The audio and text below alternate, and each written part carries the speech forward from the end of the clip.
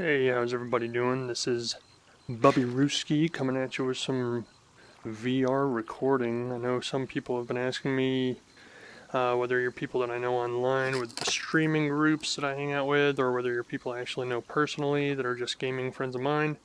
Some people have actually been asking me to record some videos of VR to show it off. So I finally got my setup ready and hopefully working. We're going to see what happens with this video. If it's good, I'll load it. If not, I won't. I've been trying to figure out what game to show you guys, and I'll just give you a quick rundown of what games I have. If you watch this video and you like what you see and you'd like to see any of these other games I have, let me know. But for starters, because I honestly don't know how things are actually going to translate onto the screen when I'm playing, I think I'm going to start with something basic because it's different when you see it in the VR headset compared to what you guys are going to see on a 2D screen. So the effects that might seem really cool in certain games like Eve Valkyrie or something might not actually be that exciting to watch in video.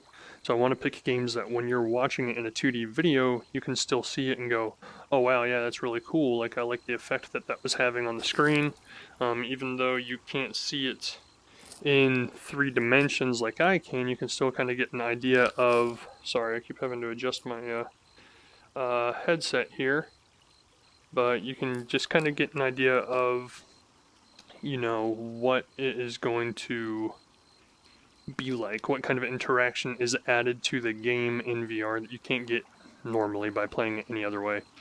So for the first game I wanted to show you, just kind of slow to get started, is a game called Lucky's Tale. Some people might actually already know this game outside of VR because when it was a huge success in the VR realm, it actually got a console and PC release, and that just popped up right in front of my face and honestly kind of startled me. So,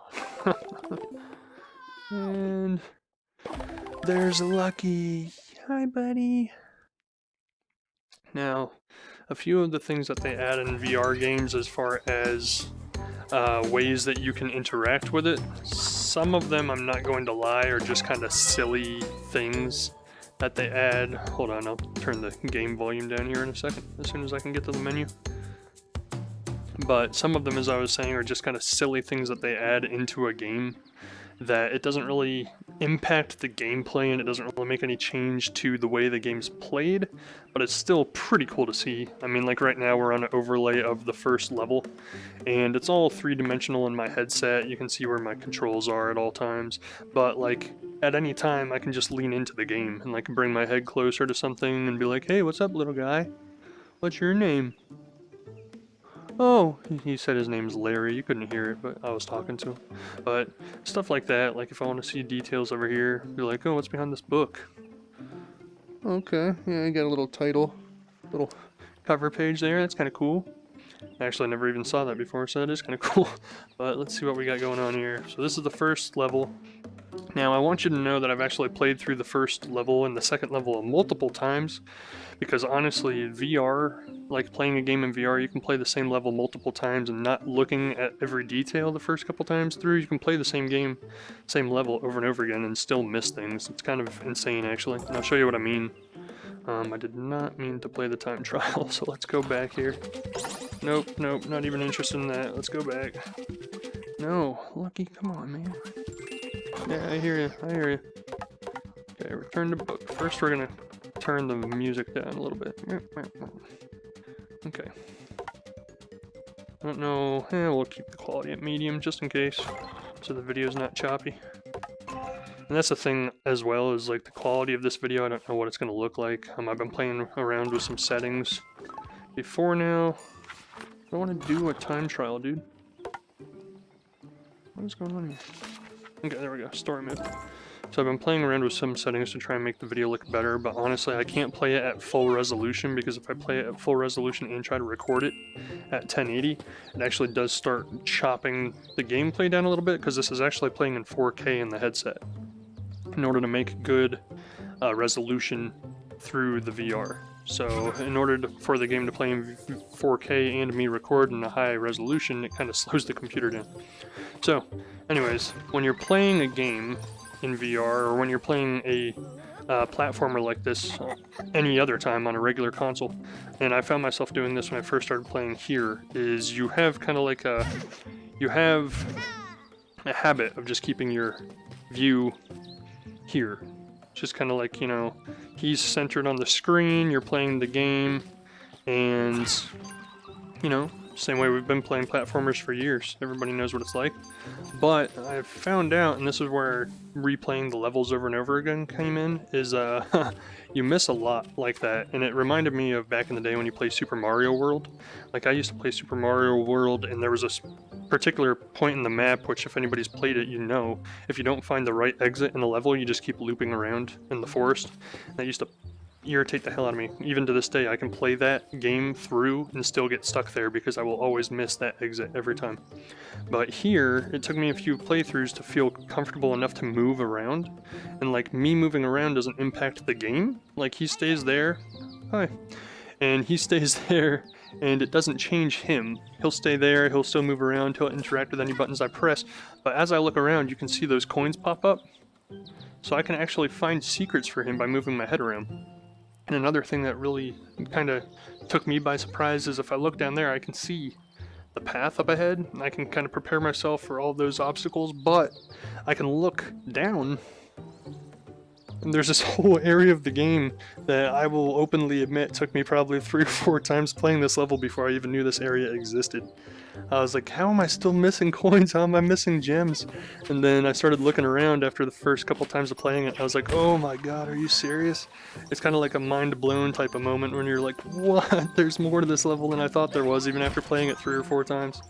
And you saw at the, see, secret coins up there. I wouldn't have even known they were there unless I looked at them. So, and I'm not going to sit here and nitpick and try to collect every single little thing, because obviously I don't want this video to be forever long, and each one of these levels is a substantial length. They're like 15-20 minutes.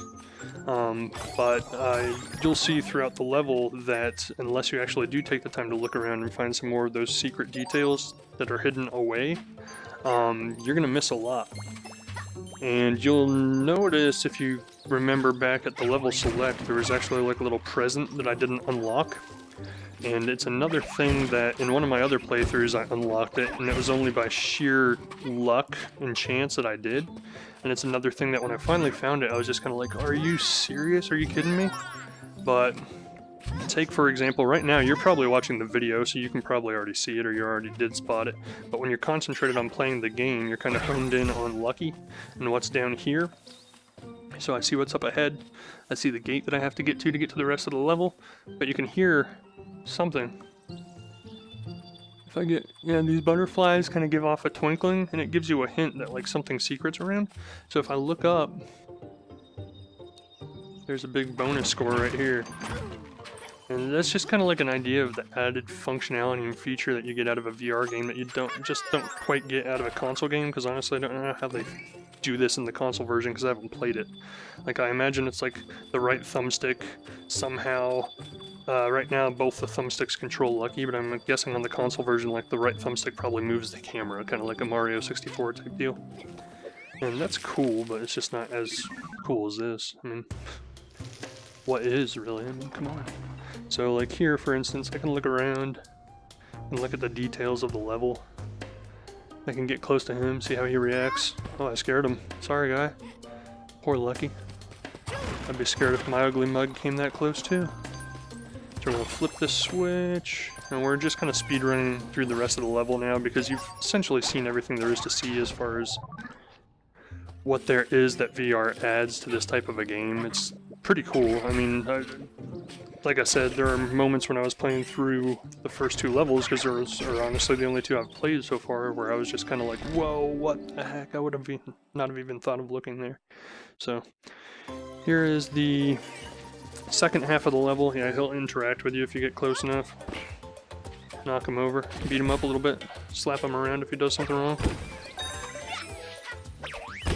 Which is ironic, because if he does something wrong, it's actually because I made him do something wrong, but still. So, stuff like this, and you can look around and see the scenery, where the scenery doesn't add to the gameplay any, but sometimes it is actually really nice to look at. So, whoa. Camera just kind of slammed into my face there. I still don't quite know what the point of these guys are, other than they're funny. And they just kind of fly up and hit you in the head. And you'll see as I play, this has stolen a lot of, not stolen, but it's had a lot of inspiration, for sure, from Mario games. And you will see that more or no better at the very end of the level. Is probably the best example of kind of screaming at your face, hey, guess where we got all these ideas from? So you can get close. And look, I'm actually, and this is a cool thing that actually kind of carries over in all VR games.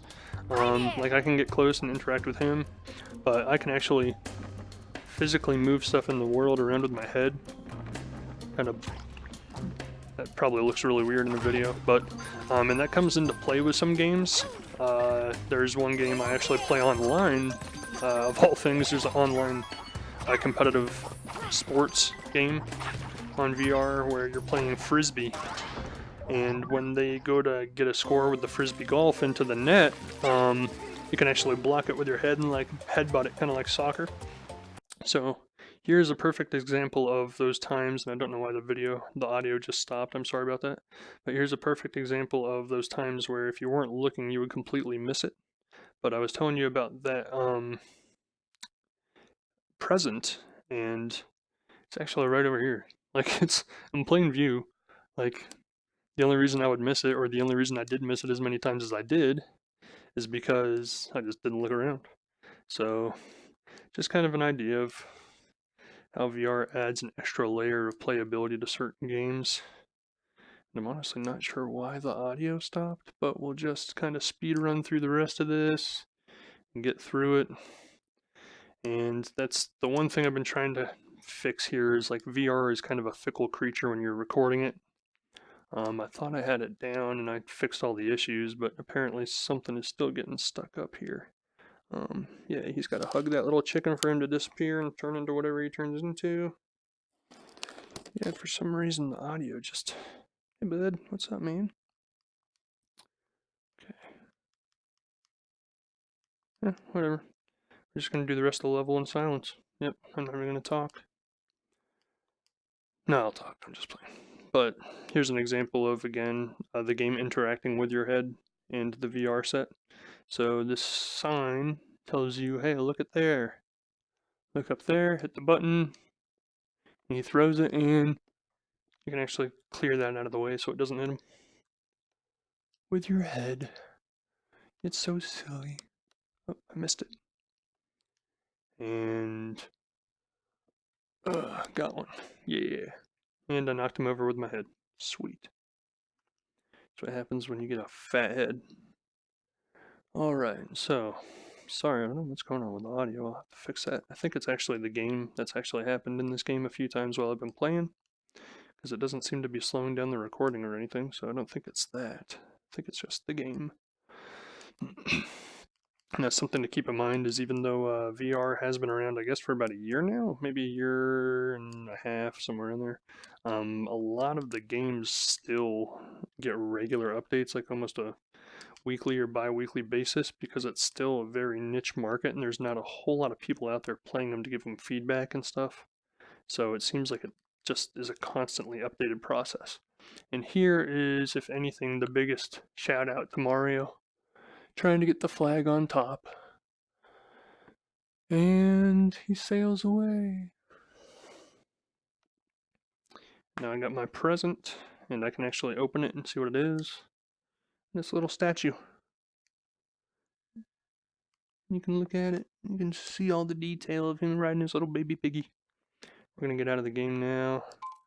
And see, the sound's working just fine. It's just that game for some reason. So that's just a little idea. It's just a little demo of the game. And if you have any other suggestions on what you'd like to see, I have a few suggestions of what I would recommend seeing, but I don't know, like I said, how it's going to translate onto an actual video. This is, to date, essentially the biggest blockbuster full-length campaign game that VR has right now. It's very fun. It's a space, it's essentially just a big space movie. It's like 6 hours long, and this is the multiplayer aspect of it, the Frisbee. Whoop, not doing that. But yeah, if you guys want to see anything else, just let me know. Super Hot was the very first game I got. It's awesome. Very high paced, very fast paced. Craziness going on the screen all times. Robo Recall is another one that really adds a lot to the game that you couldn't get without VR implementation.